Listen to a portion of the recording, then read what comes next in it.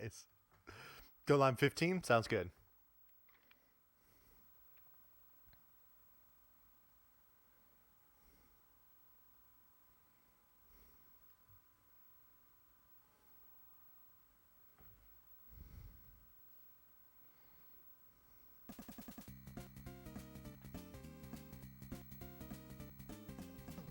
Oh, snap. I am live.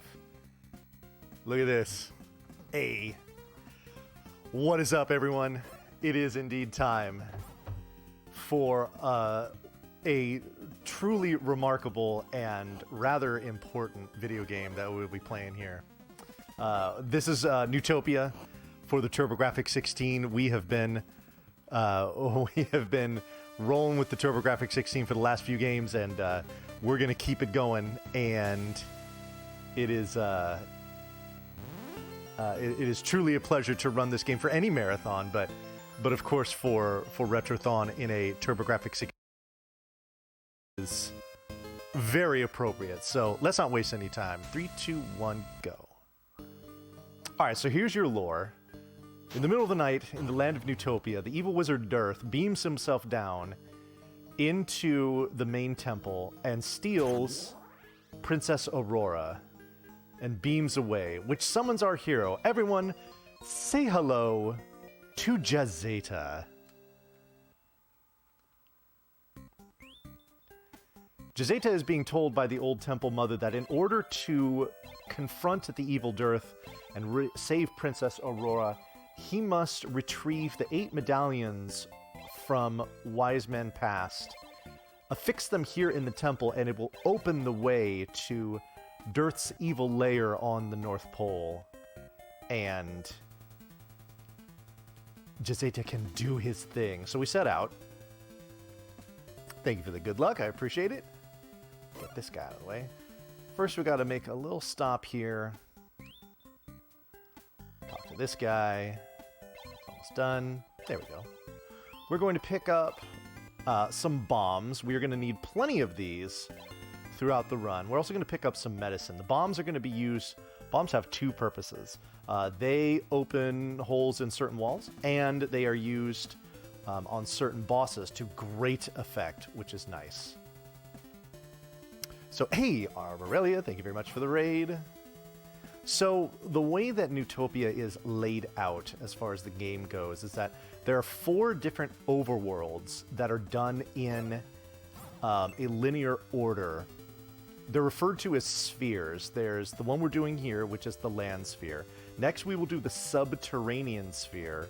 Third will be the sea sphere, and finally will be in the sky sphere.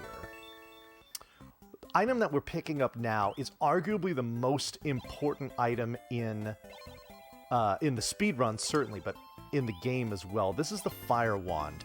This also has a dual purpose. This can burn through certain walls, trees, objects to reveal paths, but it also is used mainly as an assault weapon, and that's what makes its importance so great. I'll be demonstrating that pretty much throughout the entire run. One thing I'm about to demonstrate here is certain static enemy movement. Now watch this. I'm going to go like this, move here, up and around, block that, and up and over that guy.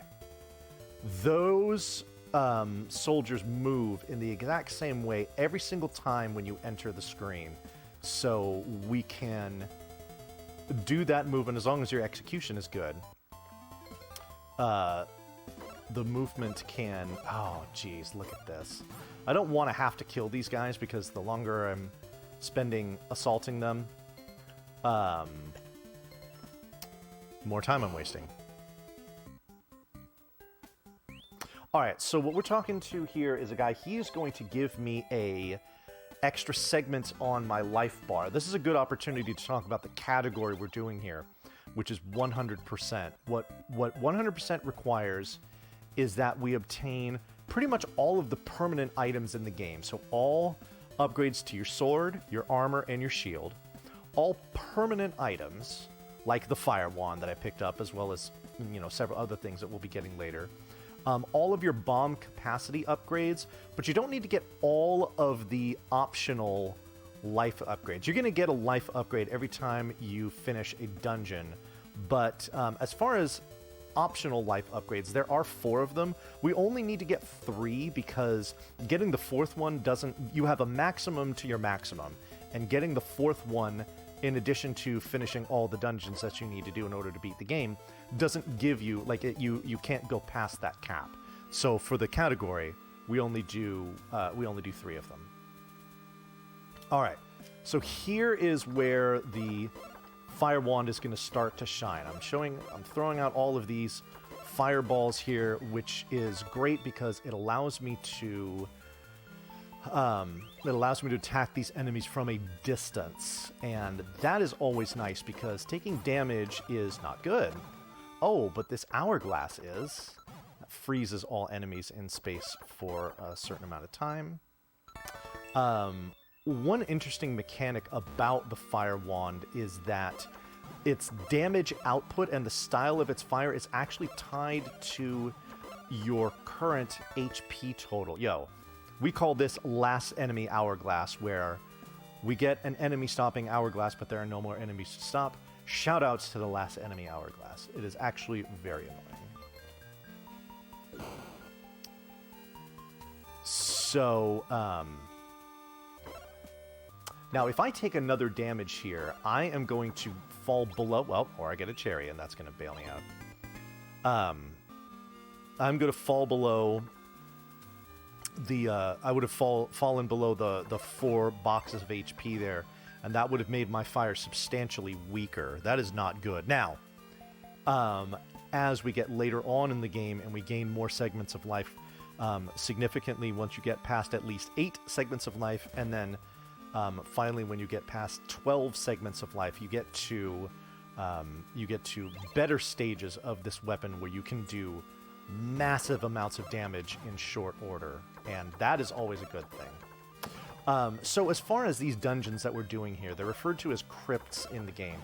Each of the spheres that I was talking about has 2 crypts in it, one of which is decidedly more difficult than the other one, and the more difficult one is intended to be done second. But we're always going to do them first for 2 main reasons. First of all, the items either in the crypts or the ones on the way to the crypt are incredibly useful, and we want to get them ASAP. So that's why we do it that way. Yes, the good fire. You will hear me sing its praises and then curse its absence when I take damage that I shouldn't. Anyway, so in each of these crypts is a key. You saw me pick it up earlier. There's always exactly 1 key in every crypt. Oh, okay, good. And I could really use a bomb drop, please. Ah, good. Oh, I got 2 of them. That's great. All right, so brown door means there's a boss behind it. Now, this is the first boss we fight. This is the Golem. We're going to kind of dance with him here. And wait till he closes his eyes. 2, 3, 4, and 5. 2 cycles. That's what you want to do. Notice that each of these doorways, either, you know, at the top or the bottom of the screen, are 2 tiles wide. The exact tile where you enter certain rooms, especially ones against bosses, are actually really important for the speedrun. So the fact that I walked all the way over to the right tile before I entered there was very intentional, actually very important.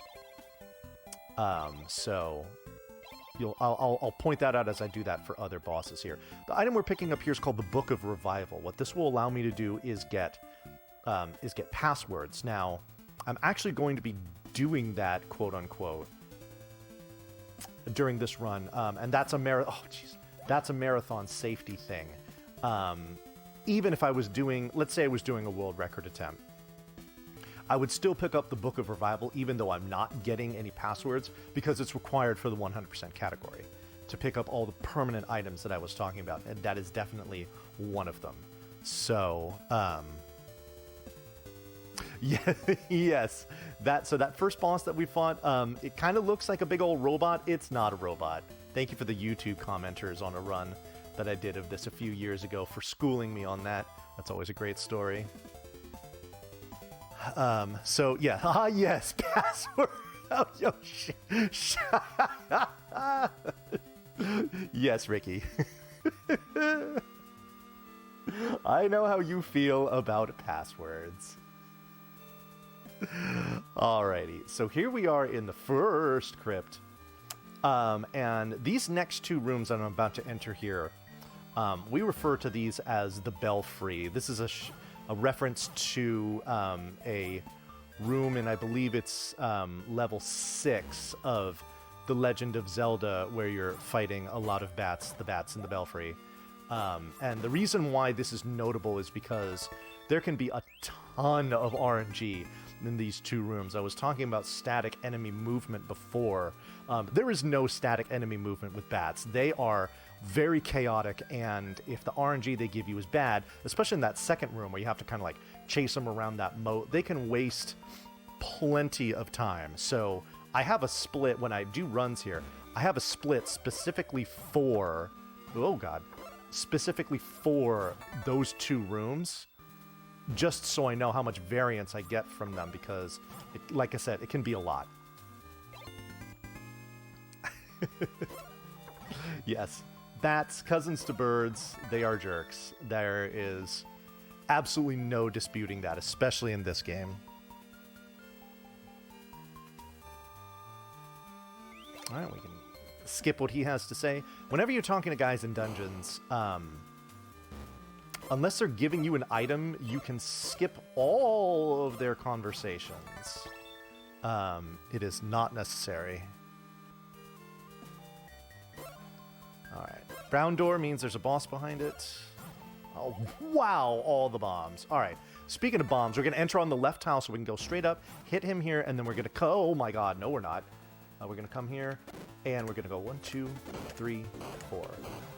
Take a boost back this way to go towards the door. And there we go. Okay, that was a little sloppy, but thankfully you had full health going in there, and it was okay.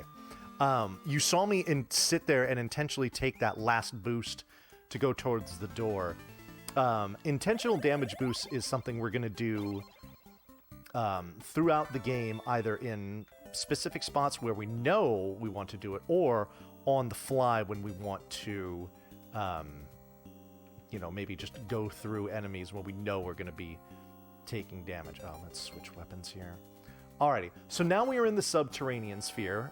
You can tell it is subterranean because of all the RG lava.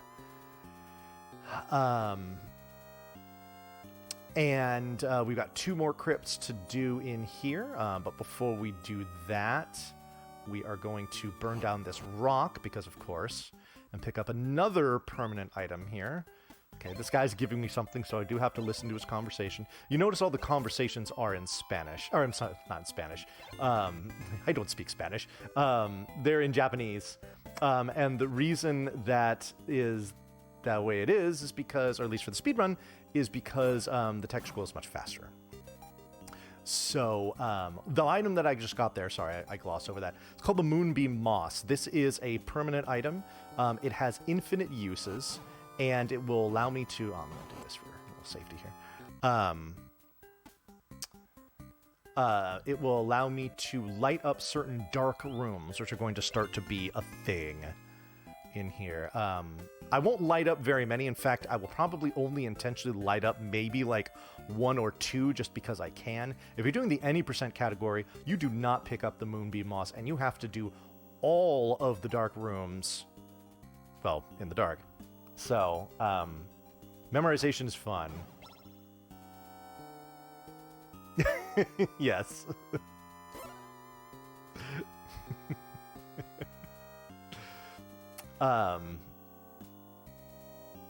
So, yeah. So, we're heading towards crypt number 4. The second one in the second sphere. Because there is actually an incredibly important item that we are going to be picking up in just a few seconds, actually. And this item is always a fan favorite, and you might notice that those of you who are fans of Dragon Warrior, you'll notice that Dragon Warrior took inspiration from this item here, the Rainbow Drop. Shout out to my friend Scala. Scala is a huge fan of the Rainbow Drop, as are many others, but Z is a notable one. Anyway, what the Rainbow Drop does is it allows me to create a one tile wide, kind of like, I don't know, kind of like a step ladder, if you will. Oh, damn it. That allows me to cross certain gaps. There might be a certain top-down adventure game on the Nintendo with a elfin protagonist that might have drawn a little inspiration from this. Anyway, so here we go, dark rooms. Most of the layouts of dark rooms aren't terribly difficult to negotiate. So once you know what they are, then getting through them isn't really all that bad, honestly. Have to kill everyone in here before we can proceed, and there we go. This is the first real, like, detour as far as the route goes from what you would do in any percent as opposed to the 100% that we're doing here. Oh, that's good. Let's go 1 and 2. Push that. I will absolutely grab that. That's very nice. All right, let's see if these turrets feel like being nice. They do not. Okay. So turning up there allowed me to be boosted backwards as opposed to the right, which is nice because I didn't have to cover more distance than was absolutely necessary. So yeah, these ghost enemies here, we'll be cursing them shortly. There are certain enemies in this game that have the fire wand has absolutely no effect on them at all whatsoever. They take no stun, they take no damage, nothing. It's like your fire wand does not exist to them. And there's going to be a room coming up here. This is another big RNG point in the game, where I have to fight several of these ghosts, and it sucks. This is probably my least favorite room in the whole game, because the ghosts can disappear, and when they do, you can't hurt them. But it's not like they reappear, you see, and they can kind of just stay ghosty like that. And what's really bad is, is if you grab an hourglass while a ghost has disappeared, it will remain in disappeared form for the duration of the hourglass, which is more than 20 seconds. You can imagine how much of a crippling time loss that is in a run if you do that by accident. So, yeah. Anyway. Got our key. Now, I intentionally killed a certain number of enemies in this room for this reason. Whenever you backtrack into a room where you've killed enemies, the way that the enemies are distributed, you can use this to your advantage. We're going to do it in another room in Crypt 6, coming up in the next sphere, and I'll explain that when I get there. To make going back through the room a little quicker. Alright. Now, these guys take damage from the fire wand, but in proportion to the sword, it's much less. Alright. This enemy is, or this boss is very complicated, as you can see here.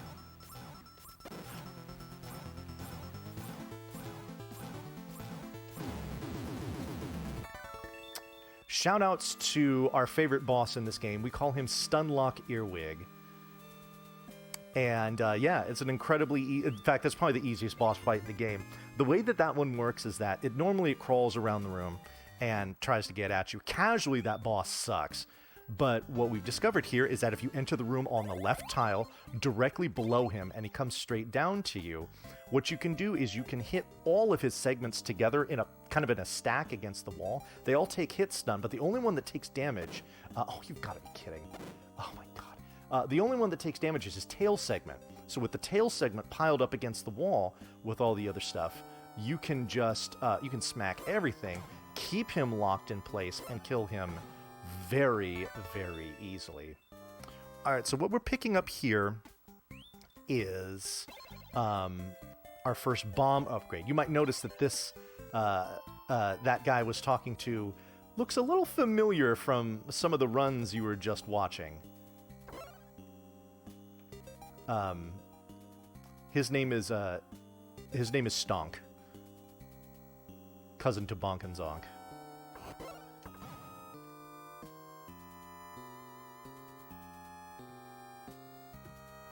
So now we can hold 12 bombs. The nice thing about the bomb upgrades in this game is that when you get them, it fills your bombs to capacity. Because we need to use, I think, 5 or 6 in this crypt here. It's at least 5. Whoops, bombs are that way. There's one here.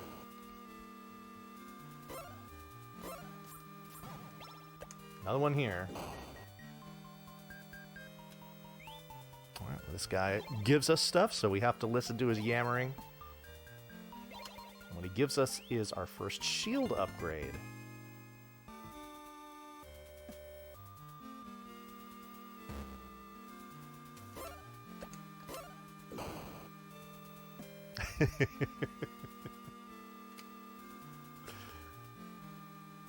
Lots of dark rooms in this one.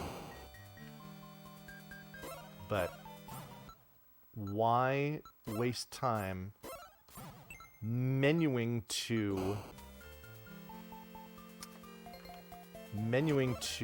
the Moonbeam Moss when you don't need to? Alright.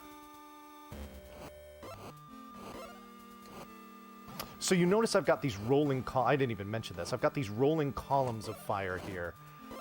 This is the next upgrade to my fire because I have at least 8 full segments of life. Your maximum doesn't matter, at least not, you know, for just the fire alone.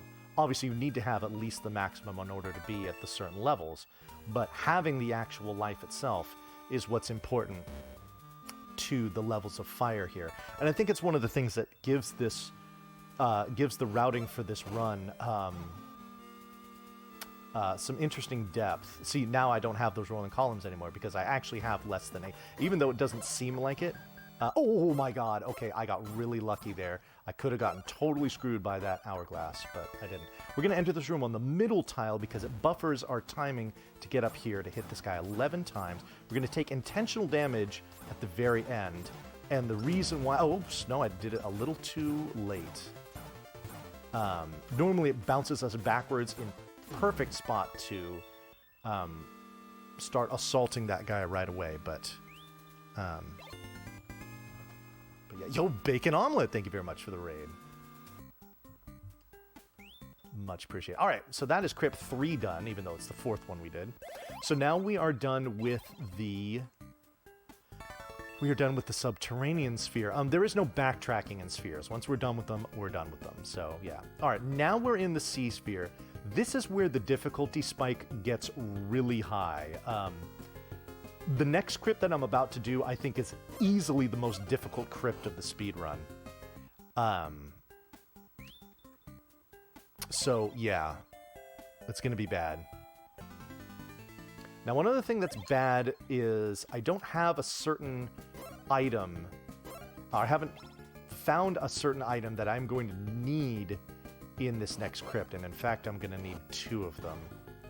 But we'll get there when we get there. But first, we're going to mop up a whole bunch of pickups here. We just got a life upgrade from that guy before. Here's Stonk again. He is going to give us... he's going to give us our second bomb upgrade. And then there's going to be another item that we will pick up in a few screens, which is ridiculously useful, and the effects of it are going to be very apparent as soon as I get it. So... So yeah.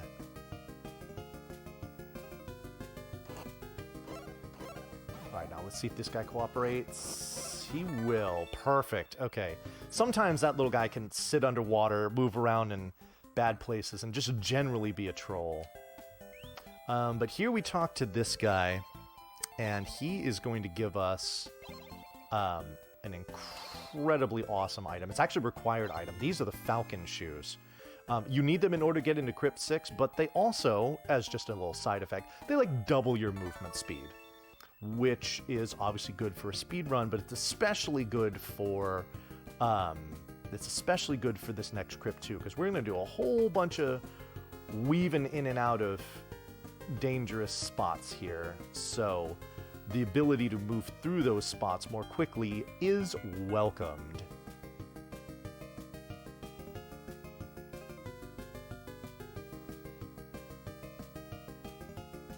Okay.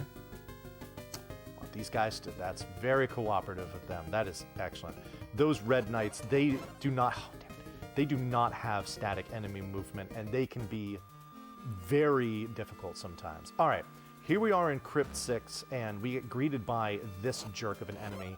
These are budget whiz robes, and they can be big jerks. All right, so I'm going to take some time to kill these green slugs here, and the reason for that is there is a very particular item that I need, and they can give it to me, and I still have not gotten it. All right, here's another example of a room where I'm going to kill certain enemies because of how they respawn.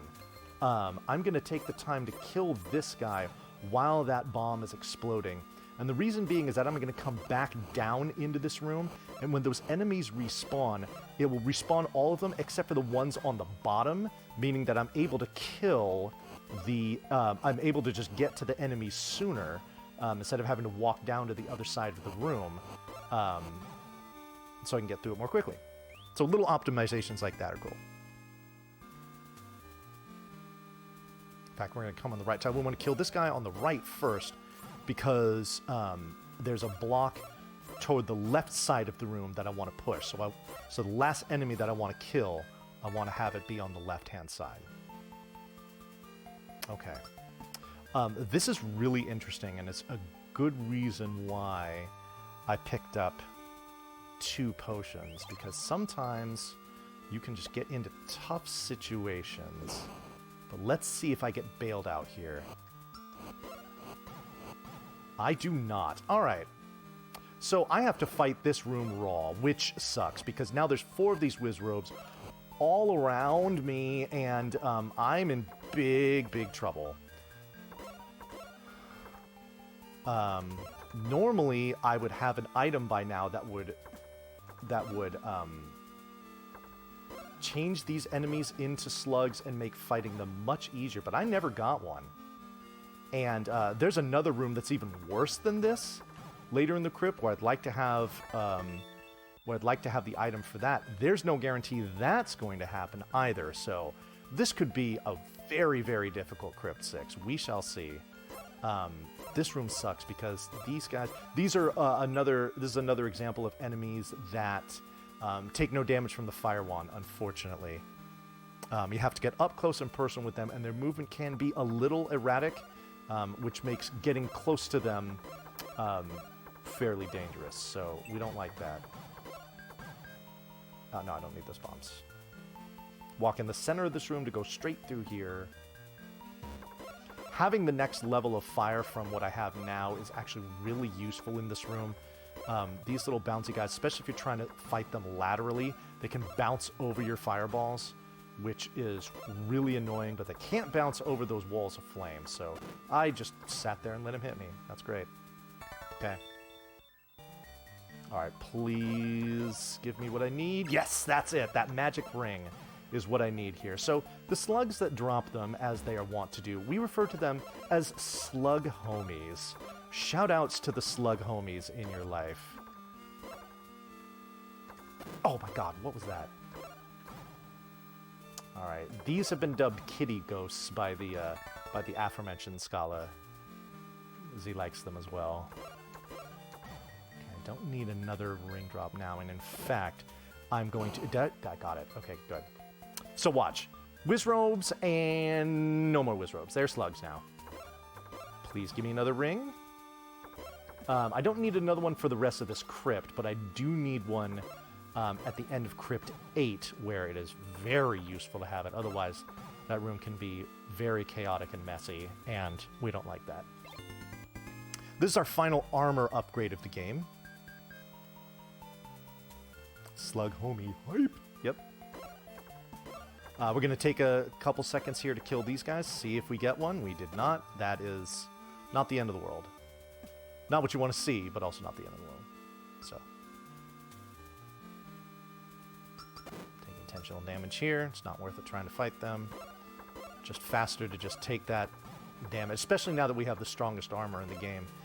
It's going to make damage that we take from enemies throughout the rest of this sphere, I don't want to say trivial, but it just makes things a lot easier for the rest of this crypt, which is good because we're going to take a ton of damage against this boss that's coming up. You can't see it because the room is dark, but this that is a brown door.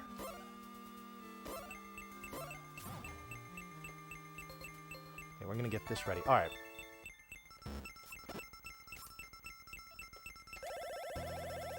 I screwed this up already. Maybe I didn't. Oh, wow. Good. Okay. Oh, no, not good. What am I doing? There we go. Okay. So this is Poverty Trinex. What you want to do is you want to get in between the head and the body when it's separated there. Ring? No. Okay. So that you can just keep bouncing it off the wall and do mass amounts of damage to it. The setup that you can get in the beginning of that room makes killing the first two heads pretty reliable. I kind of botched it, so it made it a little more difficult. Anyway, all right. We now have 12 segments of life, and more importantly, we have 12 full segments of life, which means that we now have available to us a little something we like to call the good fire.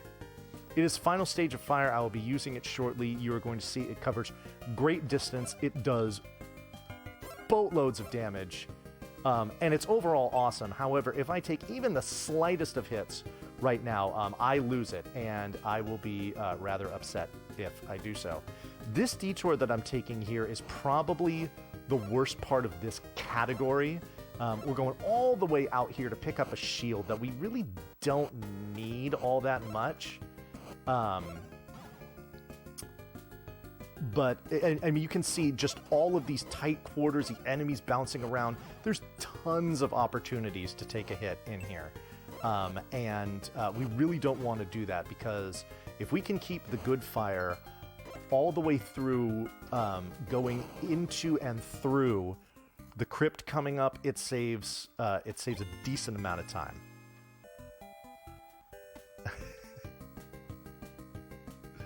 All right, no enemies left here. I took plenty of time to just kind of mow through them to make sure that I was safe. Good.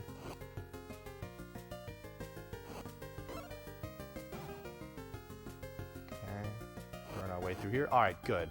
Getting through the fire shield area with the good fire still is always a good thing, and I almost lost it right there. That was incredibly close.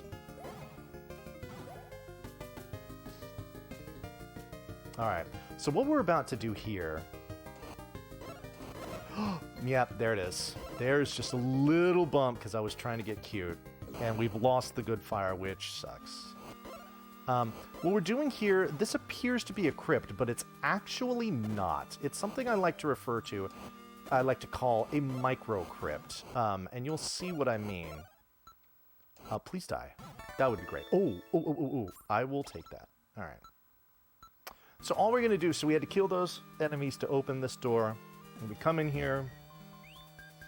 We talk to this old man. He doesn't give me anything. At least nothing tangible or nothing that you notice immediately. Especially if you don't speak Japanese, you don't understand what he's saying. But we open that and then we leave. Now the reason why we do this micro crypt is because it's required. The entrance, hello, the entrance to Crypt 5 will not appear until you've talked to him. So, it's the only crypt in the game that has that mechanic. But it's just fact of life.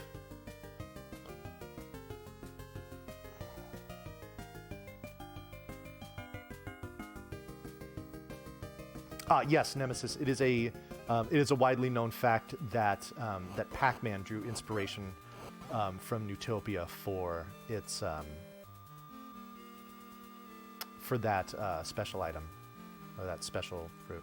Oh, okay. We're gonna kill these guys because we do need a ring. Haven't gotten another one yet. Maybe we get one here. We do. Perfect.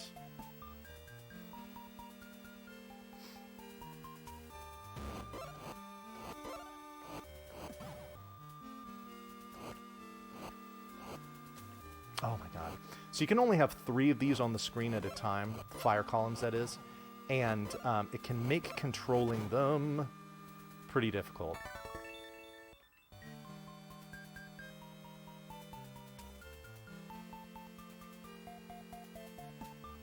Do I still have a potion left? I do. Okay, we're going to use it here.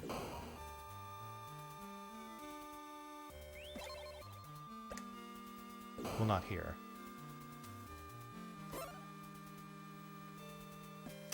We will use it right here. So that way we have the good fire for this room, where you can see there's a bunch of enemies in here. And if we can just send a bunch of fire on down here while I stab these jerks, it just makes clearing this room a lot easier than it would be otherwise. Because that's the nice thing about this good fire. It does a bunch of damage, and when it hits an enemy, it just keeps going. Whereas you have to, for all the other levels of fire, when you're trying to hit an enemy multiple times, you have to continually throw out the fire. Not so here, so that's the nice thing. Okay, I'm going to need you to stay out of my way. Here's another room here where we just throw out a bunch of fire, let it just kind of mow through everything, and look how fast that was. It is absolutely a thing of beauty. Hello? There we go. A little too high. All right. Ms. That is absolutely correct.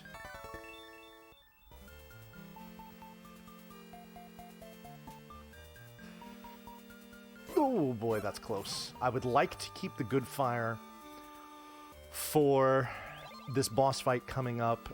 If I can manage it, there's a 50-50 chance that I will like to have it, but let's see what the boss does. We'll RNG here. We want to enter on the left so we can get all the way up to this position first and see what he's got for us. What are you going to do?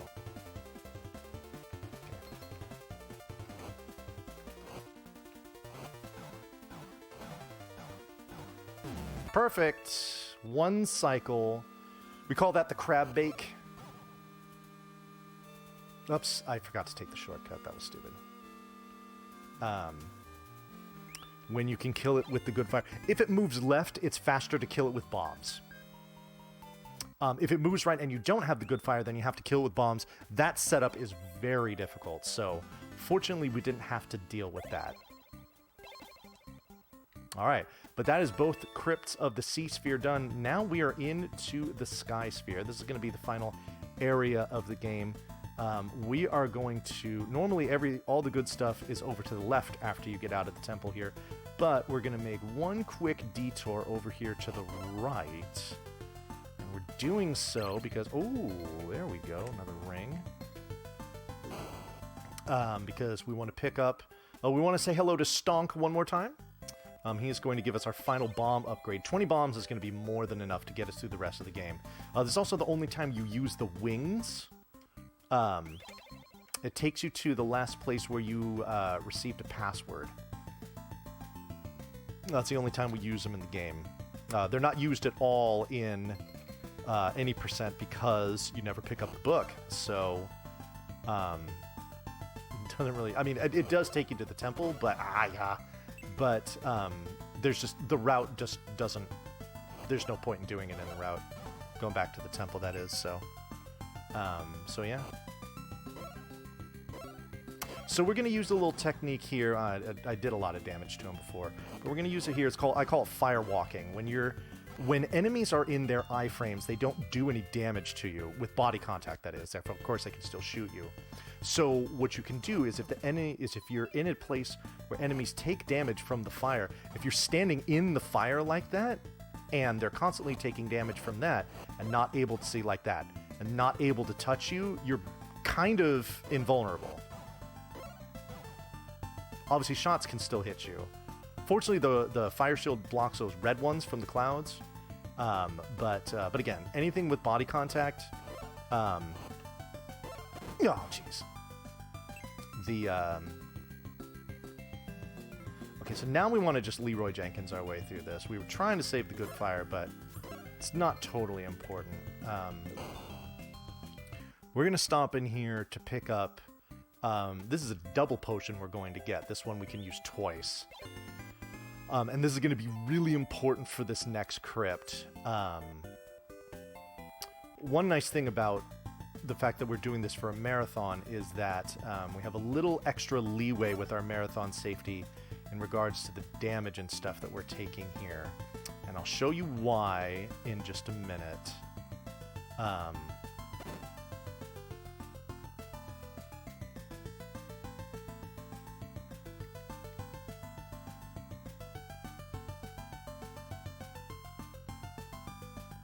Oops.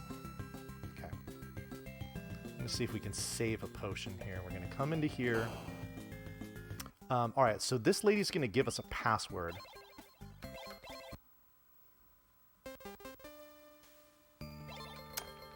We're gonna quit the game, essentially. The password is already saved in there, and we're going to essentially just enter the password and restart the game. Now, the reason why we do that is not only have we saved that as a... it's kind of like a save point in in case we die in Crypt 8, which against the boss, if you screw it up, is something that can definitely happen. But when you save and quit and come back like that, you come back with full life. So normally what you do is you use one of your potions immediately after entering here because you want the good fire throughout this entire crypt, and then you use another one right before the boss, which is usually necessary. Oops. Hello. There we go. Okay, let's see if this... So these blue flying things, these are the spirits of all the jerk birds that you have killed in speedruns past. And they have come back to continue to troll you even in their afterlife. But the good fire makes short... Speaking of making short work of enemies, the good fire in this room is absolutely disgusting. Just the way it just shreds enemies. Hello. Yeah, just... That staircase appeared right under my feet, which is beautiful. Oh my god. The room is just stupid fast with the good fire. Alright, speaking of stupid fast, we're going to pick up an item that's pretty much just going to break the rest of the game.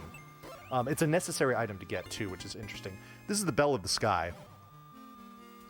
What this does is that in rooms where we have to kill all the enemies, or flip a switch, or even both, in order to open a door or make a staircase appear, ringing the bell overrides all of that. And it allows us to... it allows us to just basically just skip a bunch of rooms. So you saw I took great care to throw fire in all the directions in that room with the bat and the mummies on the way in. But on the way out, I don't need to do that. I just give a little ring-a-ding-ding on the bell, open the door, and just get out. And we're going to be doing that for the rest of this crypt and for pretty much all of the next crypt that we're going to go into. We're just like, what fights? We're just going to kill everything. Unfortunately, the bell does not work on boss doors. You still need to get the key for those. And kill all the enemies in the room before you can proceed. That is also a necessary thing. But first we want to kill these little spiders with beaks. They're rather terrifying.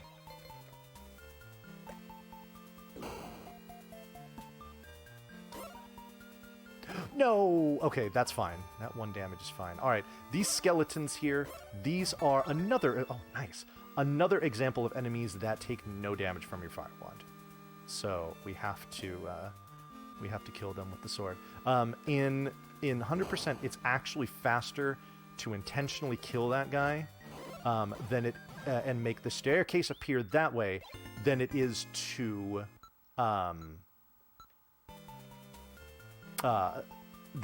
menu to the bell, wait about like 3 seconds or so for its ring. I don't know if you want to call it animation or just the time that it takes for it to ring, and get in there, especially if it cooperates. Those things have a very erratic movement pattern, though. So, oh no! Did I lose the good fire? We'll find out. If I did, it's okay. I mean, I have a potion. Let's find out. Yep, I did. Oh no, I didn't. Okay, now I did. Now that I took that damage, that's okay. Definitely want the good fire for this room in a speed run because while this room is not particularly dangerous, having the good fire in this room makes it way faster. So, not a big deal. All right, now this boss fight is incredibly particular.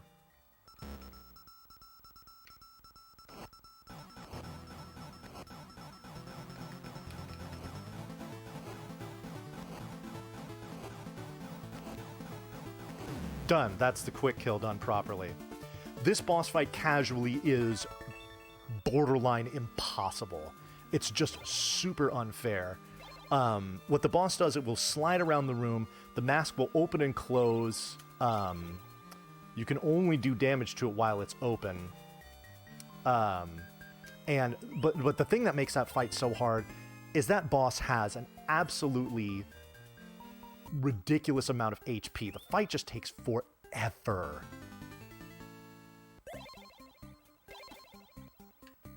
But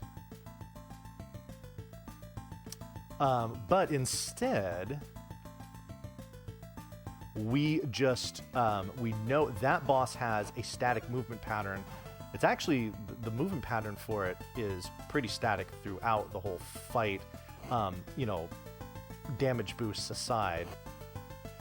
So,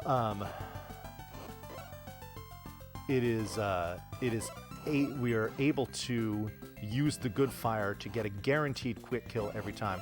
That's why I saved before that one, is if I screw that up, there's a decent chance that I don't survive. Now, there is a category for this game. It's the closest we're ever going to get to low percent, I would say. But it's a category called No Fire Wand. The Fire Wand, as useful as it is not a necessary item to beat the game. So, you basically go through the game where the only weapons you have are your sword and your bombs, and that's it. Fighting that boss with just your sword, even if you know what you're doing, is very difficult. Alright, so this is our third manual life upgrade that we're going to get. The fourth one is actually in the crypt that we're about to go into, but the detour to get it is huge and would be a real big waste of time. Alright, so we use the bell to make that staircase appear so we can pick up the strongest sword. As the name might suggest, it is our final sword upgrade. This is actually the only weapon that will do damage to the final boss. Speaking of the final boss, we actually saw him in that fight at the end of the last crypt, the one that was in that golden puma head. That is Dearth himself. However, it actually wasn't Dearth himself. It was just his illusion. So we fought just an illusory version of him. The real fight will be coming up in just a couple of minutes.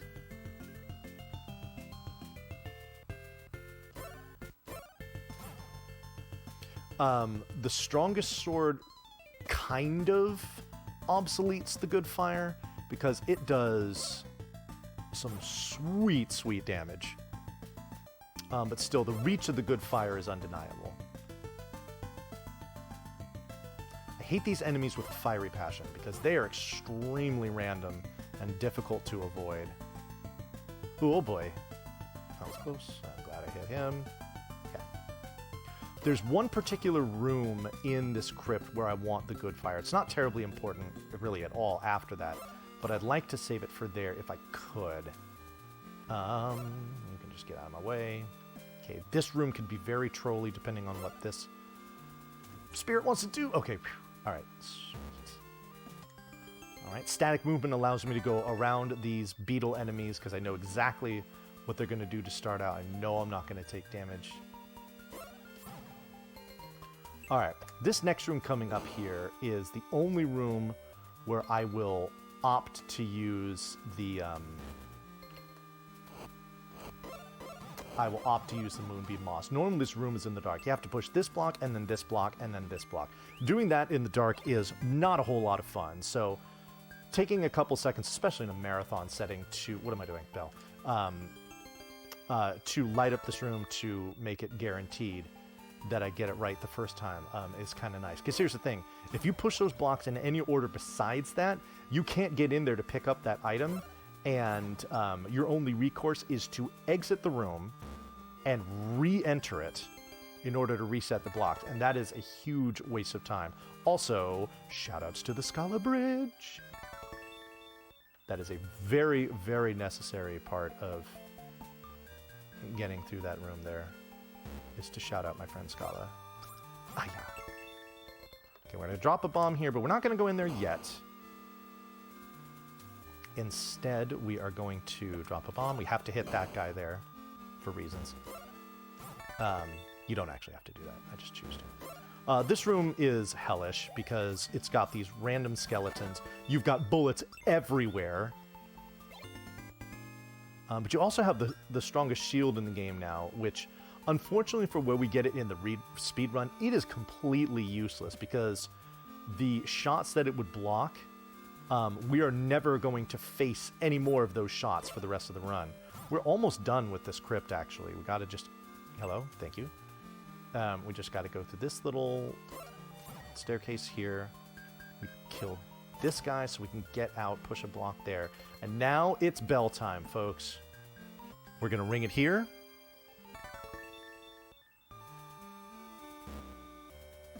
We're going to ring it here. And you know what? Let's ring it here, too. Can't ring it here because this is the boss door. I told you that before. All right. So, you're about to see the strongest sword on full display. We're just going to come here, take a boost, go 1, 2, and 3. We're done. Just trivializes that boss. Alrighty, that is the 8th medallion. We have obtained every last one that we need to. We've also obtained all the items that we need to satisfy the 100% category. The only thing that's left to do is to confront the evil dearth and destroy him, which we will be doing shortly, now that this door is open.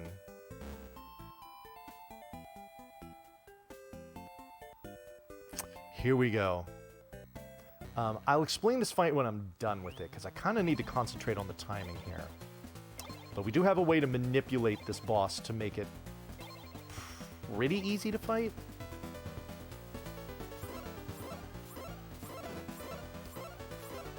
I have to hit him 32 times.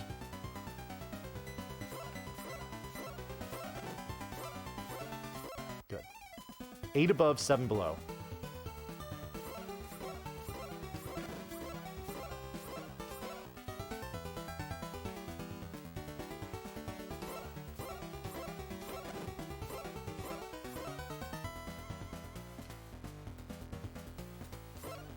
That is a picture-perfect Dearth fight. So the way that that works is he always appears above and below and alternates between them, starting with above. As long as you do not move to the left or the right at all, he will always appear directly above or below you. And with the hit stun that you do, you're always going to bounce him straight back, and he never deviates side to side. Now, the timing from when you stab to start hitting him, that's the real complicated part. All right? So now with the boss done, we've got one more cutscene here. Once this screen fades to black, then that will be time. 53:29, very nice. A 53 for this in a marathon setting is pretty good. So, so yeah, and that's it. We've rescued Aurora. We have saved the day. Jazeta is our hero. Yes. So yeah, there we go. That is Neutopia for the TurboGrafx 16. And I sincerely hope that you all enjoyed it. If you enjoyed this game, if you enjoyed me, a combination of those things, and you are not already following me on my channel, I would greatly appreciate it if you would do so. I do, obviously, retro speedruns like this all the time. This is my main bag. This is my main speedrun. I hold plenty of world records in this game, and its sequel as well, which is also a really cool game. We won't be doing that here, but it is something I recommend that you check out. So I'm seeing the GGs rolling in chat from plenty of you folks. Thank you all very, very much. I greatly appreciate it. So yeah, all right. Well, that is going to do it for me. We are done with the TurboGrafx 16 specific here, but we're not done with the TurboGrafx at all, because we've still got a couple of sweet TurboGrafx CD games coming up.